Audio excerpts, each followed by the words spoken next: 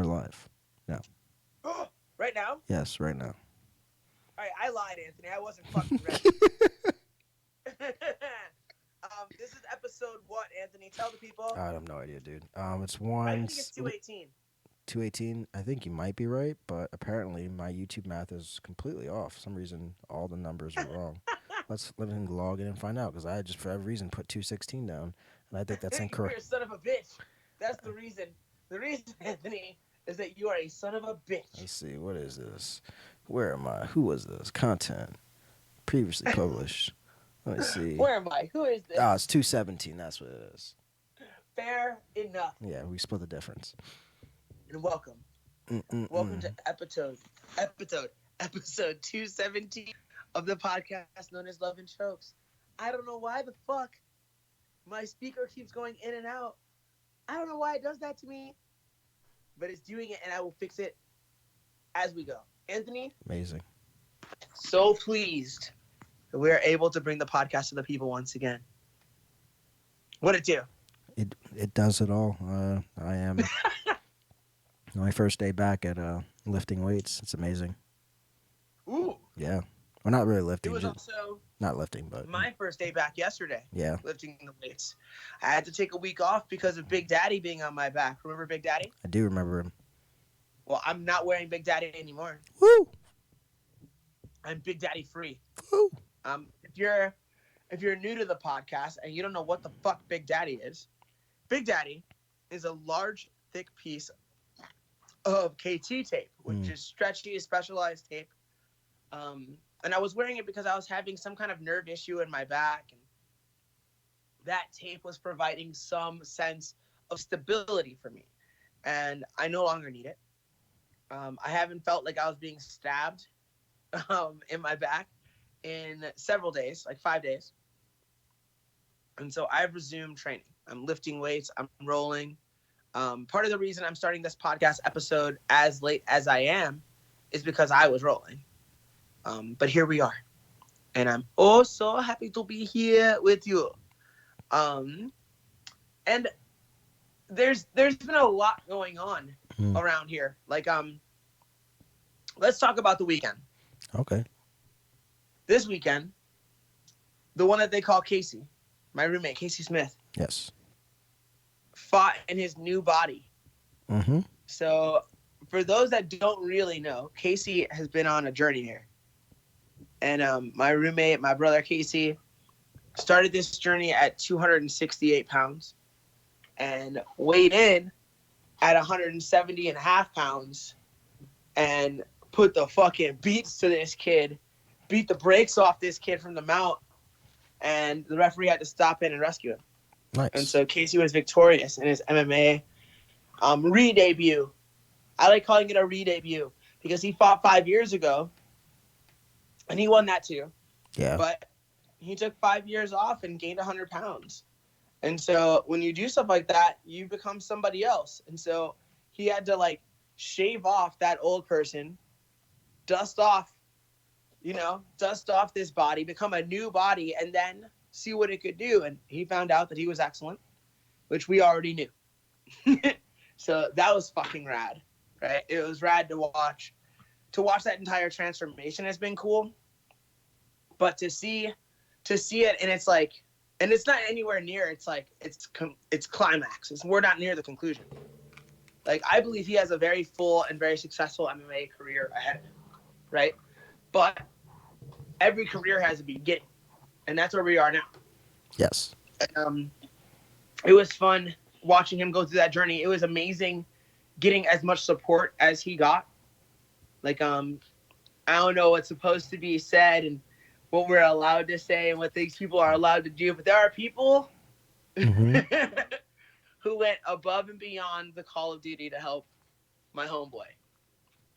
People who are normally paid for their services, who were not paid for their services, and just happily donated their time and energy to our homie to make sure that he was successful, and all of it, in the weight, in the strength, in the technique, and everything. So we're all very fortunate here in Vegas, and I was just psyched that it went the right way. So shout out to my boy Casey.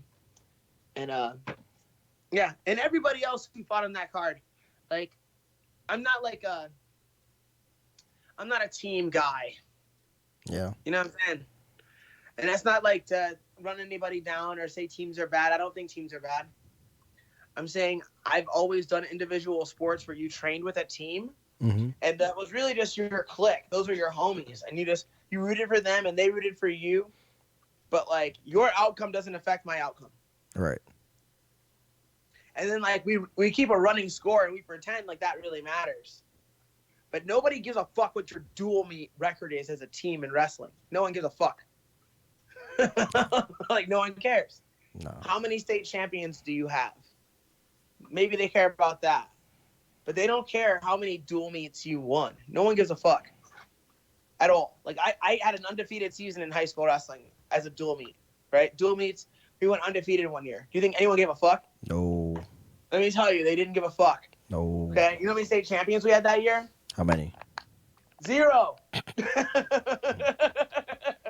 So it doesn't fucking matter. None.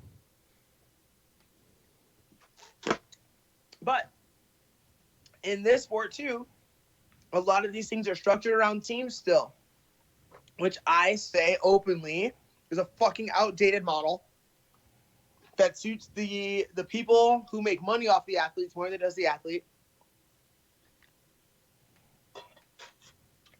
There is one way that it suits athletes.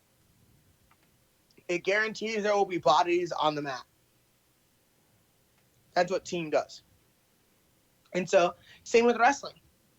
Like, you're not out there wrestling as a team, but if you have a team and you're a 25-pounder, well, then it's natural that you have a drill partner. He's the 30-pounder. Yeah. Do you see what I'm saying? Yeah, you got options. Now, if they're, like, in the day that he's sick, then you go with the 19-pounder. Right? I'm using the weight classes that were in existence when I was a child. They're different now. When I was a young But like it was like if you're a 3-pounder, you go with the 12. And if you're a 19, you go with the 25. And if there's 3 of you at 3, then 3 of you are the 3 training partners, and then 1 of you goes with the 12. Like it works itself out because there's a team that you have training partners. Right. But it's not that your team is what matters. They become your homies. They become your clique. You become a team in the room sweating, but that's not even it. You become a team on the bus, in the van, traveling to other events. That's when you become a team. Yeah. And if you're not doing those things, if you're just going to practice and getting in your car, you're not a fucking team. I don't care what anyone says. I don't care. Like, oh no, we're a team. Yeah, okay, you can think that if it makes you feel better, but you're not. Like, you're not. It's an illusion. It's like a nursery rhyme you tell yourself. It's not real. The reality is you are by yourself. You're alone out there. So, whatever that means, whatever is clever. Let's see. What else happened this week? Apparently there was a wrestling show that freaked a lot of people out. Oh, dude. All right. Let's talk about that. Because I'm kind of mad about this. Are you? And let's make sure that we make a real distinction here. I do not know Jon Moxley, formerly known as Dean Ambrose. I don't know this dude. Okay. I see this dude.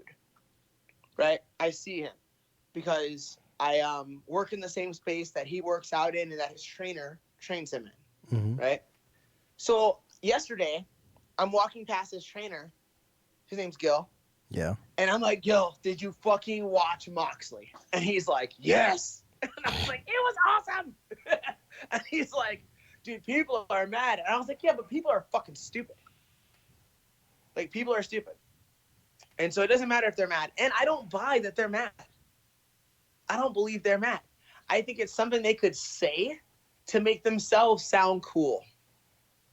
Like, oh, it's too violent. It reminded me of garbage wrestling, and Kenny Omega's so talented, and I know that Moxley's from that garbage wrestling world, but he also did WWE, so I would expect more. It was too violent. Man. Whoa. Like, Dude, it wasn't that violent. Like, it was violent, Yeah. but it wasn't like tasteless. There wasn't a ton of blood. There was actually very little blood. There was very little blood. There was more blood in the fucking Cody Rhodes Chris Jericho match. There was more blood in that match because Cody got cut for shoot, like over his eye and maybe even under his eye. Motherfucker looked like Nate Diaz. Like, it was a nasty, nasty cut, right?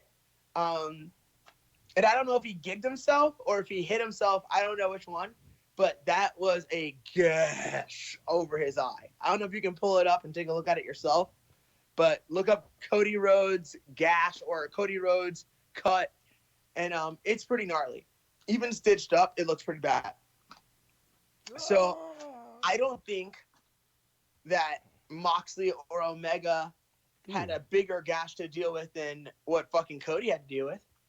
They certainly weren't gushing blood all over the place. There were some spots that were uncomfortable to watch, but that's the whole fucking point.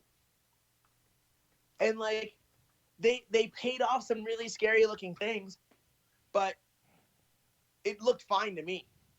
And these puncture wounds are awful, but they're not that bad, man. Like, so I thought it was a brilliant match that was well within the realm of taste. It wasn't like they were just like gushing blood on each other. Like, I've seen shit where someone takes a light tube, hits it so that it breaks, and then jams that light tube into someone's head in real life. In a fake contest. That's terrible. Right? There's a thing called the flower. That some people call the flower. I don't know what everybody calls it. Some people call it a bloom. But what they'll do is they'll take a bundle of sticks, like thin sticks like this, right? So that it forms a cylinder. Yeah. And they hammer the dull end while the sharp ends go into your skin, and they let it go so that when they let it go, it blooms and sticks in your head. Does that make sense? That's so stupid. I've seen people do that gimmick for crowds of less than 20 people. So these dudes are gushing fucking blood everywhere. That's not what Moxley and Omega did. They told a story and they used some really violent tools throughout the story. But it was mostly storytelling. It was a fucking great match. And I just think people like to shit on things. And like, it's unfortunate. It's unfortunate the default setting of most people is to be like, no, it wasn't good. Go fuck yourself. First of all, point to anything you've ever done. Don't worry, I'll wait. Like, point to something rad you've done. Nothing. And when you come up with the nothing that you're going to come up with, Nothing. then I'll point to 15 rad things they did in that match. Like, that didn't even involve any blood. Like, they had a couple spots that I thought were unique and interesting and nice that didn't involve anything. Like, so people need to chill the fuck out. People need to chill the fuck out. I thought it was great. That whole pay-per-view was great. And you know what was even better than any of that? What? Fucking Cody's fucking promo. Cody cut a promo. I put part of it on Instagram. Like, he basically, like, so Jericho was going with this gimmick of, like, calling him an entitled millennial and saying that he was, like, spoiled, right? Yeah. And this is all, like, within the context of the show. So this isn't, like, real life spieling into wrestling. They just let their real lives be a part of the story. Yeah. Right? So at no point am I like, see, he was really mad there. Like, it's not like that. It's like, it's just what he said and how brilliant it was and how it made sense in real life. Right? So the angle that Cody took was he was like, if I'm entitled, what are you? And then he brought in Chris Jericho's real life. Chris Jericho's dad was an NHL hockey player for like over a decade and was famous. Yeah. So it's like I'm entitled, like, well, maybe we shared the same fucking silver spoon, you piece of shit. And like, he just started talking. And then eventually he worked himself up into a basic shoot where he almost cried. Like, Cody's voice cracked. And he was like, it's not about my dad. And like, he's like, it's about like my mom. It's about my brother. It's about my wife. It's about being good for 15 fucking years and then being thrown out of WWE and making my own shit. And it was real. Yeah. Like in the beat, like the coolest shit in wrestling. The coolest shit is when you take the fake thing that's going to happen, which is this match, right? This is a match where we know they both already know who's going to win and probably how, right? But then you make the story about why that match is happening about your actual life in real life. And it was brilliant. It was brilliant. And very rarely is wrestling or promos for wrestling brilliant. And it was flat brilliant. It was great. I think anybody would have watched that. And it's not that they would have thought it was real, but they would have wanted to see what happens next. Does that make sense? Yeah. Like, that's the whole point of the promo. The point of a promo is to make you curious, to make you believe enough that you want to see what happens next. And I think Cody really accomplished that, man. Like, I think I could show that promo to anyone that's not a fan, and they'd be like, so then what happened? It's like, yeah, you want to know? Like, all you got to do is watch this pay-per-view with me. With the right snacks, I could make a wrestling fan, you know? Just like, yeah. I just need the right snacks. That's true. Good. And I have Twinkies on deck right now. Yeah, no. I'm prepared. I'm not sold. On Twinkies? No, Twinkies, just get the fuck out of here. What the fuck are you saying, Anthony? I don't care if you can survive the Holocaust with them. I'm not interested. Why don't you like Twinkies? They're just not good. Why aren't we friends anymore? Is another question. They're just not good. Like, they're just not good. Sorry. They're not good. They're just not good. There's nothing good about Twinkies. You cocksucker. I've never been angrier. There's so many better things. I can buy a candy bar. I'd be way more happier with that than any Twinkie you could ever find me. Oh man. All right. So first problem is you're talking about Twinkie. You can give me 10 Twinkies. It doesn't matter. You can go. It doesn't matter. The more you give me, the angrier I'll get. I'm like, why are you giving me garbage? Oh my God, I'm gonna kill you so many times. I'm gonna kill you over and over again. No, I won't actually. No, it's okay. Because it's just more Twinkies for me. There you go. Yeah, man. Think about it like that. Yeah, eat your garbage food because you're a garbage person. Yeah, keep eating them. Well, I am a garbage person, but the Twinkies are not trash. The Twinkies are God's food. That sponge cake, that cream feeling, you son of a bitch. That cream, pause. That cream in my mouth, pause. I've been watching a lot of Dame Dash videos. It's not even that, dude. It's just bad. It's just bad food. Just to watch, having you describe it to me. Dame Dash is the master of pause. Yeah. He's the master. Master. Like, he's the greatest player of pause of all time. Like, ever. Have you ever listened to him talk? No. He'll be like, yeah, I just went over. I was trying to see if my man would put me on pause. Like, if it remotely sounds like.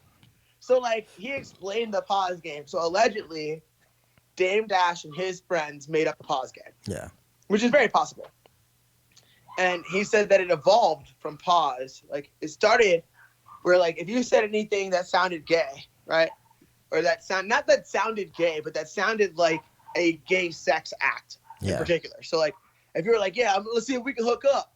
It's like, oh, you about to hook up with that dude? Oh. So, they would say at first, if you said something like that, somebody would say "Ayo," like "Ayo," like, and that was like all their friends would start laughing, right? Yeah. So the pause game was like, if you said something where somebody could say "Ayo," you had to say pause first, and if you said pause, they couldn't say "Ayo," and you were still good. But if they got to the "Ayo," then they could just make fun of you until they got bored of making fun of you. It was like that was the nature of the game. And then the same game also became no homo in a different clique, right? So you'd be like, oh yeah, I was just chilling with my man, no homo, right? So like, but like that was just too direct. So they stuck with pause. Yeah. And I think pause is funnier. I think pause sounds less like homophobic, and I'm not like a progressive type where I'm super concerned with if I sound homophobic or not. But it's like it's one of those things where like it just sounds cooler. Like pause is funnier than no homo. Yeah. No homo is not as funny. No. It's just not as funny. It sounds like you're scared. Like if you say no homo, I think you suck dicks on the low. Yeah. If you play pause, I think you're funny. Does that make sense? I guess. Like, I'm just guess. saying, it's the way I interpret it. I guess. If you say no homo to me, I think of you like one of those preachers who says that gay people are evil, and then you find them like smoking meth in a rest stop, sucking a dick. Like, I think you're that guy. If you say no homo, I think you're on the down low. But if you play pause, leap. You're just funny. You're just a funny person. That's an aggressive leap. Is it? I think it's an aggressive leap to be like, I think you might be gay to, like, nah, dude, somebody pays you money to suck my dick. Like, I didn't say pays money. Oh, smokes meth. It's more like you would pay me to suck me off. That's how those guys work. Ah, that's true. Come here. You know what I'm saying? Do your drugs. I don't care, but just don't tell anybody about it. The man of the Lord. Yeah, no, what they do is they do a sermon on Sunday. They go and they preach on Sunday. And then Sunday night, they're like at the fucking truck stop sucking dicks and doing meth. And then Monday morning, they act like that didn't happen. They like, they're counting the fucking offering money. Yeah. It's dark. What's left of it. What didn't get spent on meth. Dark life. What a sad world. What was that guy's name? Was it Ted Haggard? The dude that got caught in the bathroom with the tap? I don't think he was the tap guy, though, was he? I don't know who you're talking about. That was the dude that had a wide stance. He said he had a wide stance. What? I didn't tap. I have a wide stance. When I sit on the toilet, I like to have a very wide stance. That's all that was. I wasn't aware that there was a tap culture in the bathroom at airports. I wasn't aware. Hey. I have a wide stance. Well, I too have a wide stance, sir. If the truth must be known. But I don't put my feet on top of other people's feet in the restroom. But that's what I'm saying. Like, how wide? I like to pretend like this is my house. Oh, shit. Speaking of wide stances, dude. Mm-hmm. This weekend, I went into a bathroom. Yeah. And it is the greatest bathroom I've ever seen for fucking your girlfriend. So, like, wow. So imagine, all right, so you open the bathroom. Yeah. Right? And normally you would see a urinal, a stall, maybe 2 urinals, 2 stalls, 3 urinals, 2 stalls, something like that, right? Make sense? I get what you're saying. I'm listening. So I open the door. On my immediate left, long sink. Looks normal. Yeah. Directly in front of me, a urinal. Looks normal. And then in between those 2 items is another large door and another room. It's not a stall. It's another room. I open that door. There's a single toilet. Ton of space. Like as much space as my bed. So I have a queen bed. Yeah. So imagine there's a toilet and about a king size bed around it, and then there's a big closet. Yeah. In a closed room, inside the bathroom. Sounds like a terrible idea. I'm like, is this the hotel room? Like, is this can I sleep in here? Like, this is not designed for pooping. This is designed for utter and complete privacy in a public restroom. Yeah. I instantly thought I should make porn in this bathroom. That's... No. I think that's reasonable. It just has to be at the right time of day. Yeah, maybe. Right time of day. What do you mean? Maybe. I mean, like, do you really want to, like, what? Do you really want some dude to interrupt you? Like, I gotta go. Like, I gotta go real bad. Like, I gotta go real bad. He's not getting in. It's locked. Doesn't matter. He keeps knocking on the door. It's gonna be in the scene. That's fine. It's great in the scene. It adds urgency. Yeah, it's not gonna stop me from finishing. I'm getting the manager. Especially after watching Rocco talk today. Let him get the manager. I'm getting the manager. I'll hide that chick in the closet and be like, this dude's crazy. Is there fucking going on in here? And then it turns into a You don't weirder have to be porno. loud. It turns into a Plus, you weirder can porno. really just pick and choose your time. I think there's a way to execute it. There's I'm always gonna that find one. it. There's always that one guy that has to go really bad. Like you just catch the wrong person at the wrong time. Taco Tuesday, you caught him that day. He came into the end of Taco Tuesday, and then just throwing in the leftovers, whatever's left at the end of the day, and he just got that taco. And yeah, that's on you. That poor man lost his life because of you.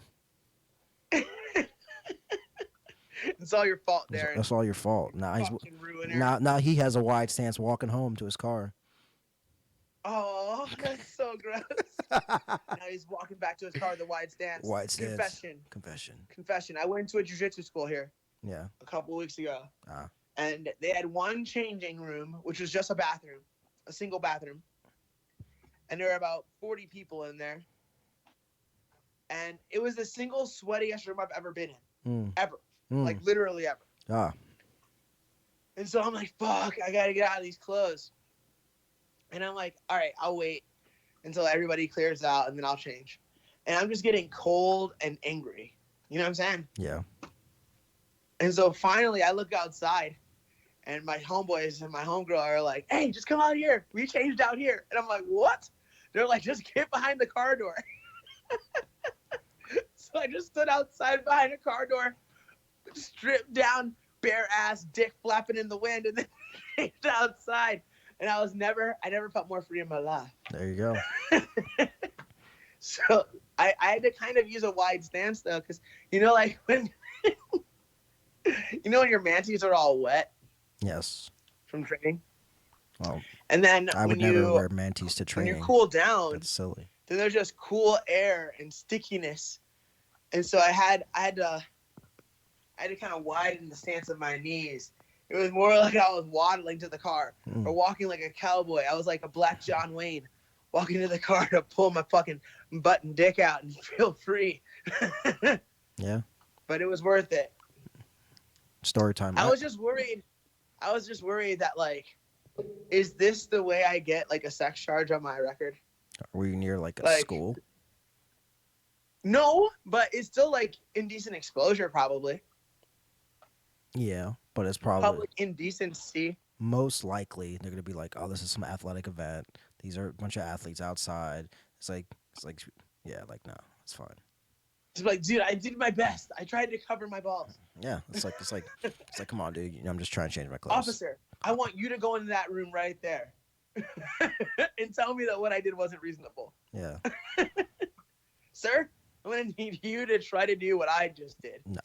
Yeah, no. I want you to train in that room for an hour, and then I want you to try to change in that room with a bunch of 40 sweaty dudes in a tight bathroom. Yeah, not happening. No. All right, so there was also one other thing that I wanted to just talk about, but only a little bit, because I don't want to run this dude down, and I just got to be straight fucking honest about something. Yeah. Nick Diaz did an interview with Ariel Helwani. Oh, yeah. That interview did not air live. It was not an in-studio interview. They were somewhere off-site, and they did an interview. And even though it was ESPN's production, you could actually tell where the hard cuts were. There were some hard edits, some hard cuts. Yes. Did you see that? Yeah, I saw a couple. Like at first, I thought like it was Nick Diaz rambling, but no, there was like I looked back like no, it's a hard cut. Yeah, and there was a lot of Nick rambling, and I was watching that and I was getting worried because whenever I see a fighter have an awkward moment speaking, my first thought is brain trauma. That's my first thought. Yeah. I'm like, fuck, is this dude okay? Like, is this guy all right? And I'm not sure it's brain trauma. I don't know exactly what it is. But watching that interview was one of the most uncomfortable things I've ever watched. For me. Yeah, no. Like, I felt shitty watching it. And I don't know why it was so long. Like, I'm not saying that Ariel needs to protect him. But he doesn't do interviews really. He's wary of the media, and you would think that like you don't have to put the guy over, Yeah. but make it more likely that he'll do this again, right? Yeah. So just protect him a teeny tiny bit, or like, where the fuck are your friends? Like, does Nick Diaz has friends? Not good ones. Because it didn't look like it to me. It didn't look like there's anybody that gives a fuck about that dude. And if you do give a fuck about that dude, why the fuck weren't you protecting him when he's talking to Ariel? Why weren't you like, hey, let's do another topic. Like, let's switch topics. Because he would ramble on and on. Ariel would ask him a question. He would talk for 4 to 5 minutes and have nowhere near, at no point even attempted to answer the motherfucking question. Correct. Like, what are we doing? Yeah. What the fuck are we doing? Who was with him when this happened? Who signed off on that and was like, yeah, put it out however you guys want? Why doesn't he at least get final edit or no interview? Yeah. Like, what the fuck? It was horrible, dude. It was fucking horrible. And like anybody who's helping him make decisions or who's close to him, they should be fucking ashamed that even happened the way it did. I think it was that bad. Like, it was so bad that I was telling people not to watch it. And the only people that I know that know him, I texted and asked if that dude was okay. Yeah. Hey, is that dude all right? Are you still friends with this dude? Is he cool? And I don't even know this motherfucker. But, like, I've looked up to him as a fighter. Not as a person. I don't know him as a person. Yeah. But as a fighter, I've looked up to him. And so I hate seeing people I've looked up to disappoint themselves. It was a fucking bummer. So, like, if you're the kind of person that likes to chase behind ambulances and shit, go ahead and watch that fucking interview. But I didn't draw any inspiration from it. However, Stylebender's interview on Rogan was really good. Stylebender's everywhere right now. He crushed it on Rogan. Well, I think the Rogan interview was the best one. Yeah. Because it was the most free form. It was the most like a conversation and the least like an interview. Yeah. Because he does have his canned pieces, and he ran a few of those on Rogan too, right? Like, you can tell when he's in his bag of canned tricks. But he also just spoke from the heart. He talked about why he chose to use therapy, and I thought that was very, very insightful. And it wasn't like, and I think he did the right thing when he was like, oh yeah, somebody was like, oh, it's so cool that you were open about this, and like lots of people struggle with mental illness. And he was like, dude, that's not it. I don't believe I'm mentally ill. I did it so that I would never be mentally ill. Yeah. It's like, and that's what I think people need to understand. Like, am I mentally ill? Maybe. I don't even know anymore, right? Maybe mildly. But like, it can become severe if I'm not in charge of it, if I don't stay in check, right? So say I was almost normal, say I was a regular person. If a bad thing happens to a regular person, you can get sick. If a good thing happens to a regular person, you can get mentally sick. And so it made sense for him, knowing that he was about to be on this crazy roller coaster ride of a career, to have somebody on the speed dial so that he doesn't end up cracking. Yeah. A lot of these people do. And I thought that was a very, very smart thing for him to share. And like, it's not for regular people. It's not for, like, even though it is, but it's not for the people that are like bipolar. It's not for the people who are depressed. That's not it. We already know, and I mean we already know that from time to time or constantly we need some help or a check-in, right? I think it's important for people who are otherwise stable to realize that, like, going to see someone doesn't mean that you're fucked up. Like, you're not fucked up when you go see any other doctor. Like, you don't judge it that way. You don't say, like, oh, my ankle's fucked up, so I must be a worthless person. I mean, Like, An invalid. If you go through some shit because you're in a transition, or you can see a transition coming, and you say, hey, I want to make sure that I have the skills to deal with that mentally. You know who you see for that kind of thing? A fucking psychologist or a therapist. That's who you see. That's who knows what to do. That's who can give you tools to deal with the problems that you might fucking come up to. But yeah, I thought that was a very good thing to put into the general conversation. Just to like, having a mental check-in is a good thing for people who are otherwise healthy to do. I thought that was a very powerful thing. I thought that was very cool. So yeah, shout out to Stylebender. Shout out to the Nigerian. Ah, yeah, Izzy. So you said you had a piece of wild, weird news for me. Oh, yes, I do. Would you? Oh, so basically, a bucket of hot diarrhea was randomly poured on a woman by a homeless man. Well, what city did this happen in? L.A.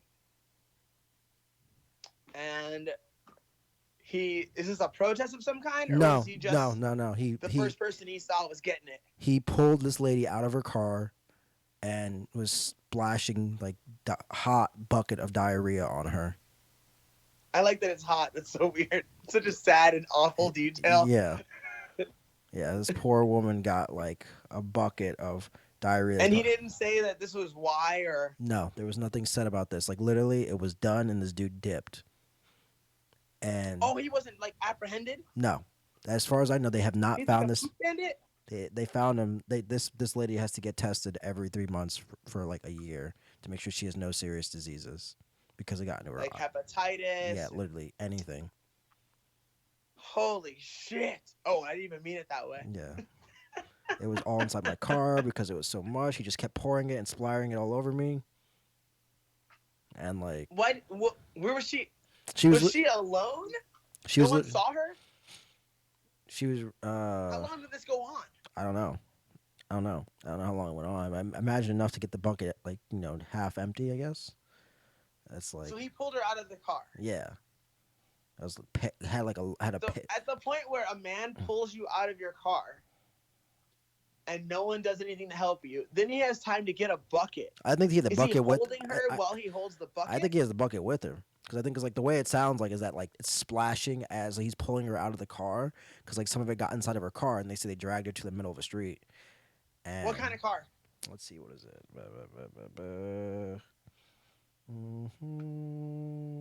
They don't only talk about the car. Oh, I think they should, because I'm gonna guess it wasn't like a '91 Toyota Tercel, I'm gonna guess he pulled her out of a fucking Tesla or something like something that looked like they had some money, and maybe not likely to have a pistol in that bitch or a fucking box cutter. I bet it wasn't some bitch with drawn on eyebrows and a bandana on. Oh wait, yeah. No, he didn't pull like some Latina chick who says like, I'm one of the innocent bitch killers. I say he didn't pull that bitch out of her fucking Honda. He grabbed some chick who looked like she was on her way to the country club and then threw poop on her. Like that bitch Lisette from fucking Figueroa would have cut this nigga, dude. Like, yeah, it wouldn't have worked out. Yeah. So. Lisette. Let me tell you this. This was even crazier. So he got arrested. Good. Got arrested, and he's released. He's back out in public. He's back out into the public. They sent him to like the mental health place for like 2 months, and they released him, and it's fine. And they still won't release the footage of it happening, but. Well, someone's gonna put that on Pornhub and jerk off to it. That's why it can't be released. That's terrible. It's just awful. I know, right? It's awful that it can happen. Like, and it's like. It's a sad world, Anthony. It's like what happens it's when a I just pulled. Complicated and sad world. Yeah. Sometimes the good lady gets pooped on. Yeah. Sometimes people who shouldn't fucking bury anyone go around burying people back home. Yes, that's true. But the world keeps turning. Some people would say they're TikToks, but let's keep it moving. Oh, he's a definite TikTok. 100%. 100%. In this case, the one who's doing the burying, the Undertaker, so to speak, Yes. It's a severe TikToks. Him is and a severe. him and his assistant too is a TikTok too. I don't even know the guy. But His assistant. yeah, there's like a tag team buddies. Tag team buddies. So it's like, ha ha ha, and I'm like, oh, you guys are both fucking idiots, huh? You're gonna have. I'll be there soon. You're gonna have to text me on my shoot text Yeah. the name of his buddy. I think I know his tag team partner, and sadly, I think I like him. You do. You probably do. You probably do. But sometimes, see, people disagree on people. You know what I'm saying? Yeah. Like, there are people who think that I'm a babyface. Yeah. There are people who will never, ever, ever see me this way. Who always say I'm a heel. I accept both. I'm a character babyface, which means sometimes I do heelish things. It's okay. Yes. I accept this. What are you trying to show me? I'm showing you. I guess I should show the listeners too. Is a video of stop sharing of Brian. Almost got the wrong name. Just I don't know. I can't remember what the dude's name is. I told you about it. What's the dude's name I told you about earlier? Jeremy Knight, Justin Knight. Oh, Jason Knight. Jason Knight. There you go. Let me put this over here. Let me see if I can share it with you and the people. Share screen. Yeah, show me this scrapping in a bathroom, Yes. and then I must retreat. I must go. All right. Let's see. Can you see it? I see the Instagram, but it's not playing. All right. So there you go. So there you go. It's the little Okay, intro. go. There you go. Right there, my man. Oh, see, all right. First of all, Pause. I see some close talking, and I see a dude outnumbered. I see, all right. So out of the corner, in that top right corner, top left corner, I see a brim. Yeah. That brim is too close to me unless you're my closest friend. Like, if you're my friend and I love you, you can be that close to me. If there are two dudes that close to me, it's time to get out of Dodge, or it's time to throw a headbutt or an elbow. Continue the pictures. Boom! He threw straight. Yeah, see? Yeah. Because he knows it's not good. So he started throwing. He started swinging, which was the right thing to do, honestly. It never looks right when you're the first person to throw a punch. Yeah. But when two dudes are in your face, if you don't throw the first punch, you definitely don't want to be throwing the second punch. No. You don't want to be reacting to that. No. Because if he throws a punch, you're likely to cover. Right? Yeah. So if he throws punches, you're likely to cover. And when you cover, especially if it's a panic, you're likely to cover with both your fucking hands. If you cover with both hands, then that means you cannot return, which means the other guy's going to start throwing too. So now you have at least 4 arms coming at you. That's a lot of complicated questions to answer when you're also thinking about when you can stop blocking to throw shit. You see what I'm saying? Yeah. You know what I'm not It's a too fan much. of? It's better that you get off first, let one of them cover, and then the other one's probably going to swing unless he's a pussy, right? Yeah. The other one's probably going to swing, but at least only one guy's fucking swinging at you. If you let them swing first, both of them are swinging both their arms at your face. Yeah. No. The one And thing that's just too dicey. I don't like about this video is there's a black guy comes in there with that like open baseball cap sideways. I hate that look. Wait for it. Wait for it to come in after McKnight. I was about to say Brian McKnight. Brian McKnight. Yeah. Wham. Wait, is that right? Ooh. It's so dicey. It is. And then wait for it. And then this asshole right here with the sideways. Oh, the visor? Yeah, the visor. Like, nah, man. Hell nah. Yeah, you. Staff. I hate you. You're a terrible person. You're a terrible person just because of that hat. That's not a hat. That's a visor. It's whatever you want to call it. It's A hat as a top. whatever you want to call it. It's like it's an excuse, something that shouldn't have been made. It's for bald A people. visor's like a failed hat. Everyone that wears visors still, like, look, I did drugs in the 90s too, nigga. Like, you know what I didn't do?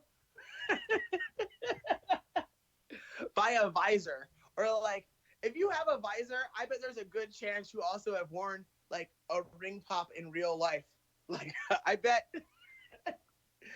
you have candy necklaces too, you piece of shit. Like, go fucking kill yourself. Unless you play professional golf, no visors.